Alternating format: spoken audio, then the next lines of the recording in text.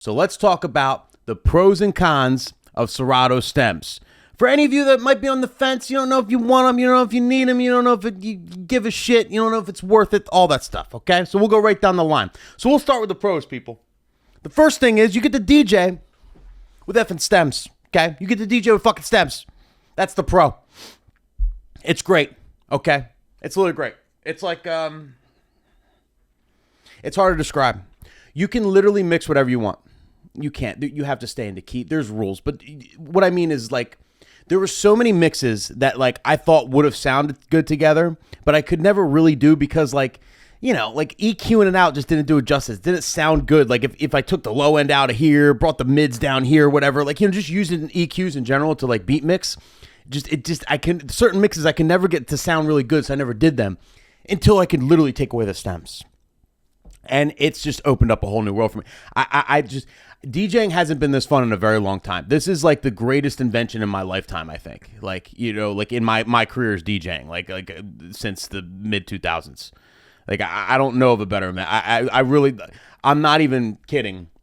I was sleeping on it. I didn't realize how amazing stems were. You know, I found out by accident on last Tuesday night when I was streaming. Like, if you were there, you seen me. I was white girling the entire time because I was like, oh my God, this is actually crazy. Like, I slept on it. I didn't realize what a big deal this was. It is the biggest deal ever. It times, like, what I can do is times 100 now. It's literally unbelievable.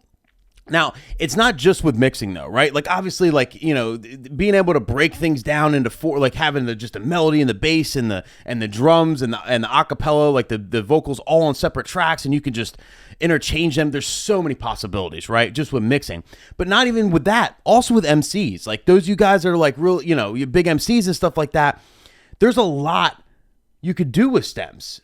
Like with the mic, if you basically want people, like, if you want to MC over anything, you can literally take the vocals out of any song, which is super clutch for MCing. So instead of, like, you know, like we should do like the vocal sandwich, you know, you take the mids all the way out and then speak, and then, but there's still words in the background. Like, there's no more words over words. At any point, you got to make an announcement. You can literally press one button, take the vocals out of the song, and then make the announcement over the instrumental. You know how clutch that is? It's unbelievable. It's so cool. Like, it's so, oh, no problem here. Last call for alcohol. Like, whatever you need to say, bam, right there. I hate that announcement, by the way. I think it's stupid. Last call for alcohol. Ugh. Someone asked me to do it at a wedding the other day, too. It was like a bar. I think I was in a barn or something. I have a rule. Like, you make an announcement. you ask me to make an announcement I want to make. You got to ask me 3 times. Like, I'm not going to do it the first. I'm not going to do it the second. Third time, I'm like, all right, fine. And then I'll make the announcement real quick. You got to be persistent. It's the only way you're making me make that announcement. Last call for alcohol is the stupidest announcement ever at a wedding. It clears your dance floor. It crowds the bar. The bartenders get overwhelmed. The venue itself, you know, has to, like, serve all this liquor last minute, so they lose extra money. It doesn't make sense from a financial standpoint. Clear, you know, it just ruins the party for people to get their last drinks. By the time everybody gets their last drinks and ends up on the dance floor, we're already halfway through the last song, and the whole party's over. And there went my bang. You know what I mean? Can't stand that shit. Anyway, not to get off the...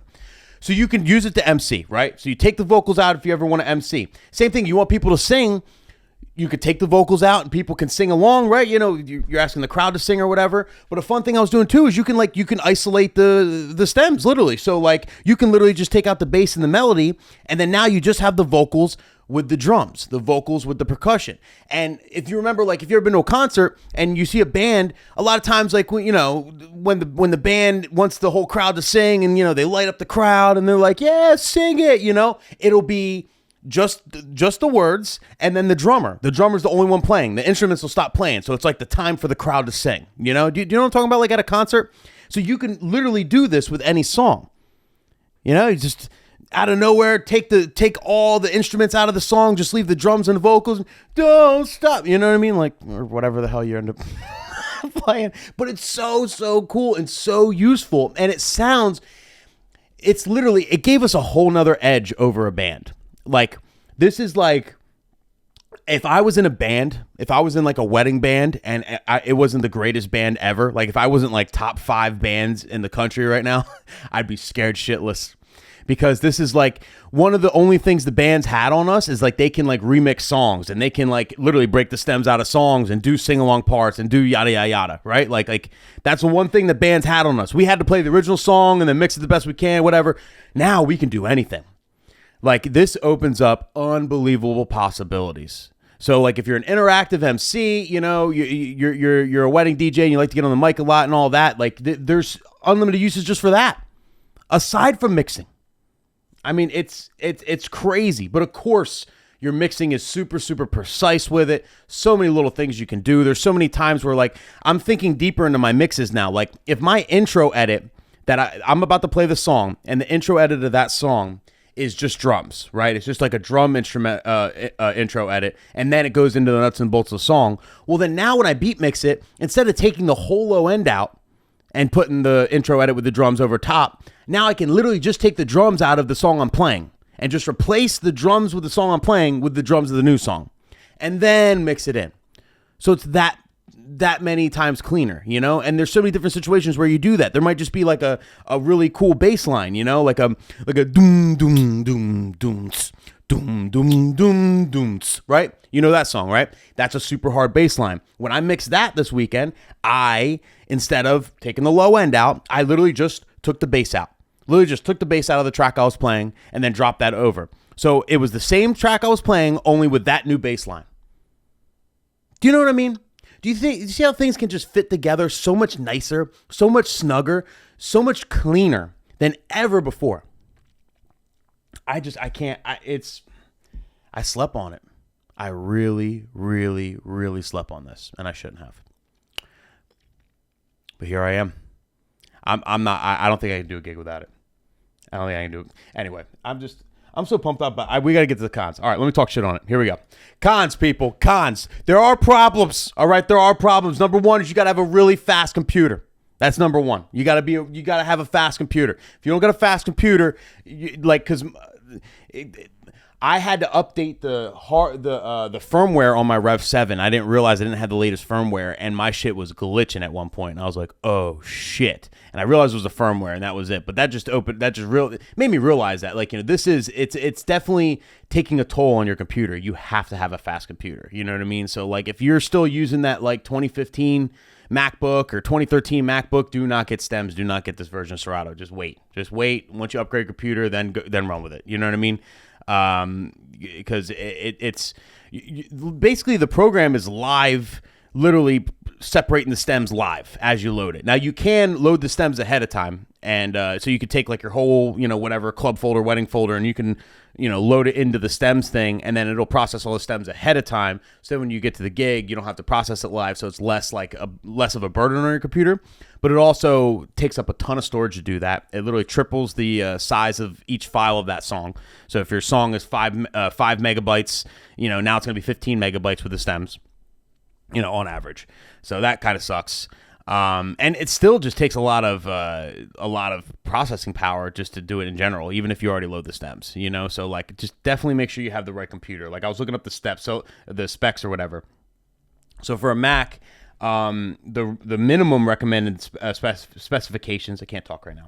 The minimum recommended specifications are 2017 or later Mac. You got an Intel iCore i5 or M1, M2 or higher, 8 gigs of RAM or higher, 15 gigs of space, and then like those iOSs, right? Now this is just for a typical setup, right? This is just you know, just to run Serato. Basic stuff with Serato. Now, if you scratch and like you want more precise stuff, and especially if you're using the stems, then they highly recommend your high performance specs, which is 2018 or later, i9 or better, which is like the I guess that's the Mac Daddy Intel processor, right? Or M1, M2, 16 gigs of RAM or more.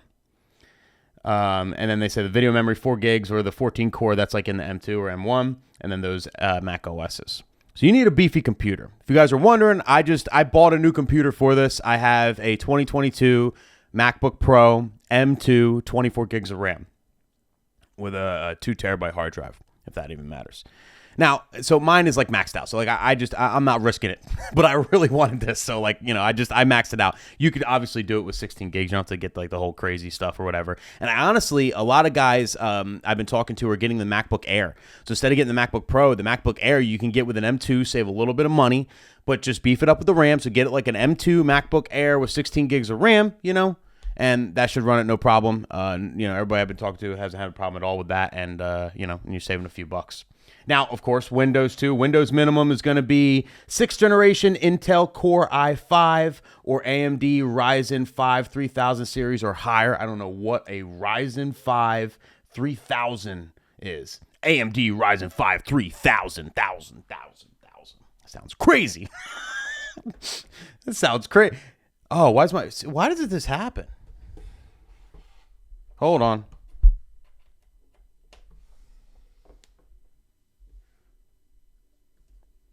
You guys with me? I don't know why. Like, I gotta look into this. This happened on my Twitch stream. My camera freezing over here. This is not good. But yeah, Ryzen 5 3000. Crazy. Sounds like you can like you know, send a missile with that thing or some shit. 8 gigs of RAM or higher, 15 gigs of storage, dynamic shared 512 megabyte dedicated memory. I don't know. That's all Windows shit. Anyway, you Windows people know what it is. This is the higher end specs, right? So seems like a i9 or higher, 16 gigs of RAM, and then dedicated 2 gigs or higher of video memory. So crazy stuff. So that's the one downfall. You got to have a fast computer. Now, the other thing to keep in mind when it comes to Serato stems is it's not perfect. Okay, when you're you know, not every song is gonna have perfect stems, and what I found was the better the song is mastered, okay, the better quality of song that you have, the better the stems are, and I think that's gonna literally change kind of the DJ pools and like everything, like kind of open up a whole nother market because. Instead of focusing, if all these producers, you know, all the Even Steves and the Scooters and everybody, you know what I mean? Like, instead of focusing on edits, you know, I think it would be a good move for all these guys to actually like also do mastered versions, like stem ready versions of songs. And I think we're going to start seeing a switch to that. So, you know, you heard it here first. I really think that's where the industry is going to start going.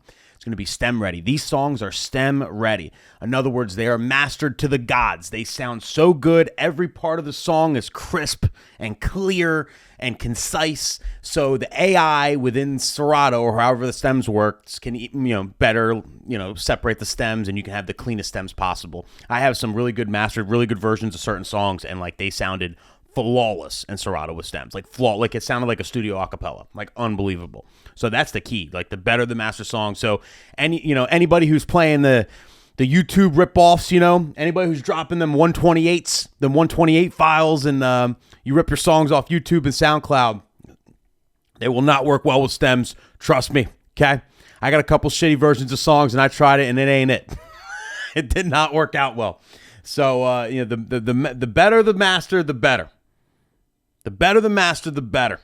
So if you got some remastered tracks, or this is a great time, if you got the opportunity to grab some remastered versions, you know, of albums and stuff, Thriller, whatever, I don't know, do all that. You know, get all the, upgrade your files if you want to use stems, and you'll have a way better experience. And then the other downfall as far as cons is just no hardware. There's no hardware available yet. Now, the Rain 4 was announced. We talked about that tons of times on this show, but it's not out yet. It's not out till next year. We don't know how much it is. We don't know when it's coming. They just said sometime next year, you know, sometime, January, February, who knows? Until then, there's no real hardware, but I'll do a video on this. It's very easy to MIDI map stems or anything right within Serato. Serato has like a MIDI feature where you can MIDI map any controller, I don't know any controller, but any Serato controller, I'm sure. So you can MIDI map it right there. And then also within Serato, they give you an option to replace one of your pad settings. So like I replaced my loop roll. I don't use the loop roll. So like I replaced the loop roll with my stems. So for my S9 and my Rev 7, I can just hit the loop roll and then use the pads for stems there instead of having a loop roll. And that's a built-in feature right within Serato 3.0, which is really, really cool. So there's not really a huge need for hardware. I mean, I think what Rain 4 did with the stem split and all that, and just having the independent buttons is really cool, and that's where everything's going. But in the meantime, you know, if you don't have the money to spend on the Rain 4 right now, or just in general, you don't want to wait for it, or, you know, I think MIDI mapping it and replacing the roll feature, you know, within the pads works perfect. And that's what I've been using, and it's great. So, you know, don't get too hung up on the hardware and stuff. And then I guess, honestly, there is one more con too. Okay. And I got to make you guys aware of this. Okay. It's a very, very important con that you need to be aware of. So if you're going to jump to stems, if you're going to download the new stems, the 3.0 Serato, and you're going to use stems, and you're going to put it out there, okay? If you're going to put it out in the interweb, say, hey, look at me, I'm mixing with stems, like a lot of us are. You got to keep in mind that you're going to wake up all the virtual DJ people, okay? All the virtual DJ nerds are going to come out and be like, just so you know, we had stems first, all right? Just so you know, we had it first. It was us first. We had it for 2 years. It's been out for 2 years, and it's been awesome. And you guys are late to the party as usual. Maybe one day Serato will have all the stuff as virtual DJ. I literally had a guy comment. Saying, you know, you should really apologize about all the things you said about virtual DJ. You should really apologize. Is this the time? Wow. So Stems finally comes out with Serato 2 years late. 2 years after Virtual DJ came out with it, you better apologize. All those things you said about Virtual DJ, I think an apology is in order. Kiss my ass. Eat my balls, bro. Okay? I'm not apologizing for shit. I don't give a shit. Who cares? All right? Yes, Virtual DJ has all the features. All right? They're one step ahead of everything. All right? Just like, you know, whatever. Their stems suck. Their stems aren't as good. And I'm not for nothing. I know it came out in 2020, and a lot of people made a big deal of it when it came out in 2020 for the early 2020 with the stems of Virtual DJ. But I haven't seen too many Virtual DJ stems mixes. I haven't seen any of you guys use it. So you Virtual DJ people talking shit. Oh, I've had it forever. Do you use it? Because I haven't seen you use it. All right, I don't see no videos out there using it. Serato's late. Whatever. I'm glad they got it. Stupid. So many comments. So many comments about Virtual DJ. We've had this. So crazy. So crazy.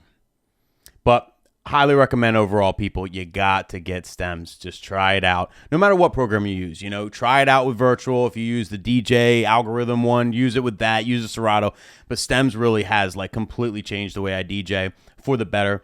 And it's not only that, it's reinvigorated DJing for me. Like, it really has like made DJing, like, DJing is my favorite thing in the world to do as is. But it literally times the fun by 5. Like, for me, like, literally, like, I'm having the time of my life using these stems and figuring out like what song I can put with what, and just doing all these crazy mashups. It's so fun. It's so fun. So I highly recommend, try it out, have fun with it, smoke a joint. All right, and then play around with the stems. See what you come up with. I'm telling you, you'll shock yourself, people. You'll shock yourself.